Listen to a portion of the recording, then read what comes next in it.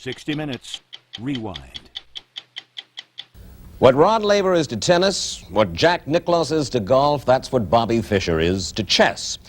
And on June the 22nd, unless arrangements fall apart, and in the stormy world of chess anything can happen, Bobby Fischer of the United States will finally meet Boris Spassky of the Soviet Union in Belgrade, Yugoslavia, for the chess championship of the world. At stake, immense prestige for the Russians, who jealously guard their reputation as the country of the chess masters.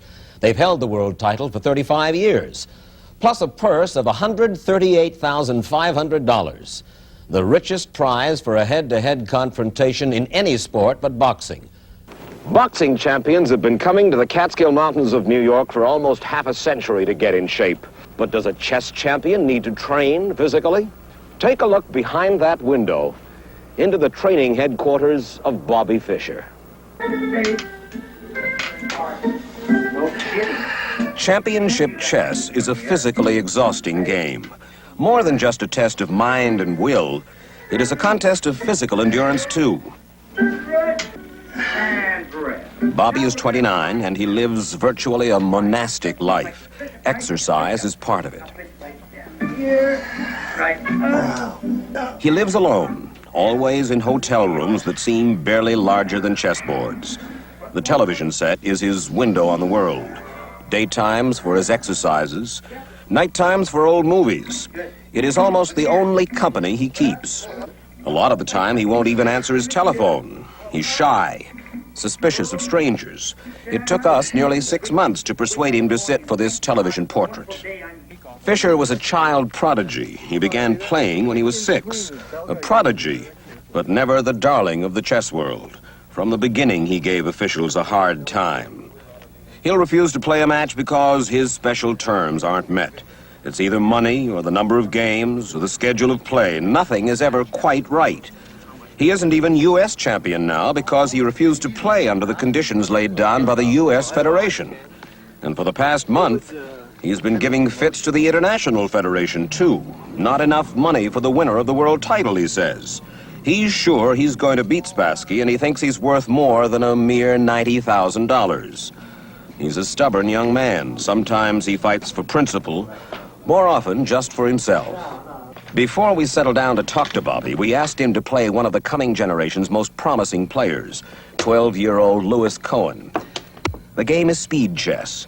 Each player has 5 minutes to finish, which makes the contest as violent as chess ever appears to someone who doesn't really understand the game. And Bobby, even here, plays to win. No mercy for the young. Before the 5 minutes are up, he closes in for the kill. Check, and Lewis Cohen concedes. Winning is obviously very important to you. Now, winning for winning's sake is important. But do you like to beat another man? Yeah, I do. Yes, I like to beat another man. Well, you smile about it. You like to crush another man's ego? Uh-huh. So when they go home that night, you know, they know that they can't kid themselves that they're so hot, you know. You think the Russians are pretty worried about you at this moment? Oh, yeah, they have been ever since I started playing chess. Even as a little boy? That's right. I remember the first thing they ever wrote about me was, you know, he's a talented player, and, you know, they showed a game I played, and then they said, but all this publicity he's getting and all of this attention cannot fail to have a harmful effect on his personality development. And sure enough, a few months later, I was a rotten person already in their press. I was doing this, I was doing that, I was conceited, you know. This is, you know, before I'd ever even, you know, they even knew anything about me personally, you know. They sting you. They get to you. Well, they don't anymore because I realize it has nothing to do with me. You know, if you were a great chess player, they'd be saying the exact same things about you. Maybe they just tailor them a little bit to your personality or your background. This championship match between you and Spassky, is it in any sense a grudge match? In a sense. I mean, not personally against me, against Spassky, because, you know, I don't care 2 cents about him one way or the other. He's just another guy. But it's against the Russians and, you know, all the lies they've been saying about me. Do you worry about Spassky? Not overly. I mean, he's a little better, I think, than the other Russians I've taken on in this series. But, You've played Spassky. He's beaten you, but you've never beaten him. Yeah, well, we've only played a few games. So we were just the other day looking through that his games from that Moscow event, that Alekin tournament, and they were atrocious games. He was really he was lost in half the games in that tournament. Really bad games on his part. Why would that happen to a man who, after all, is the champion of the world? Well, the champion of the world. First of all, I didn't compete, so he's not really much of a champion. But you know, he's the best they've got. That's a big deal. Where do you get your confidence? Well, when you're successful, you realize there must be something going on. I mean, why am I so successful? There must be a reason, right? So obviously there's something, some natural ability, some, you know, factors working, right? Right. Sometimes what we're talking about is described as Fischer's arrogance. I sense that it's something quite different. You simply...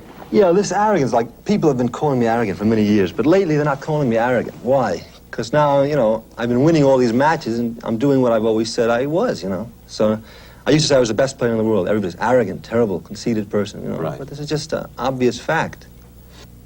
It's not just the arrogance of your saying that you're the best in the world, but the lights are too tough, or the temperature is too high, or arrangements aren't right. It's difficulty of dealing with you that people complain about.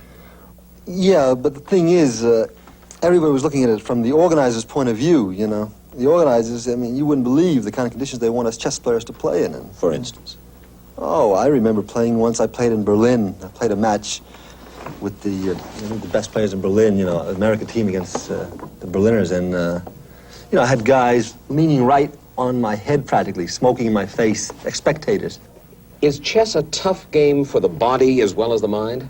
It is pretty tough, yeah, because of all the tension and all the, you know, a lot of concentration, sitting there for hour after hour. It's real exhausting. I think that that's pretty difficult for somebody who doesn't know the game to understand. It looks like, I mean, after all, you and I sit at a board. Yeah. Well, you know, it's kind of like after you go in to take, you know, your final exam or something, you're pretty tired, right? So it's like taking a 5-hour exam every day or something, you know. Bobby does not like personal questions. He won't talk about his religion. He was born a Jew, now he is a fundamentalist. Nor will he talk about his relatives. His father left when Bobby was 2. He never sees his mother nor his sister. No girls in his life. He claims he hasn't time for them. We spent Bobby's 29th birthday with him at Grossinger's. He came alone. No family, no friends. At the table with him, little Louis Cohen.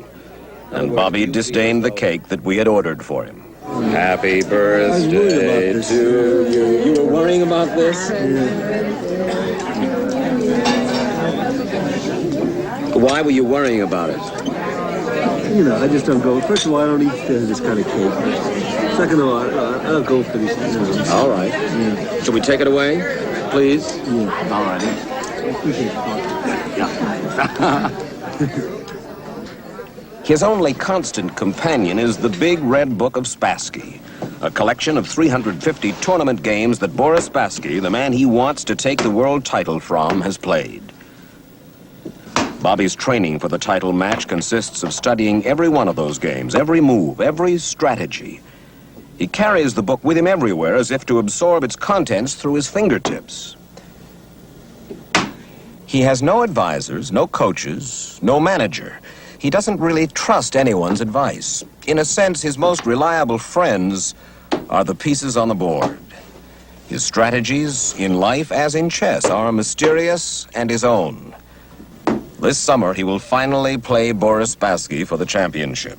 And perhaps he'll prove what he has always said, that Bobby Fischer is the best chess player in the world. But win or lose, Bobby wants everyone to know he did it by himself.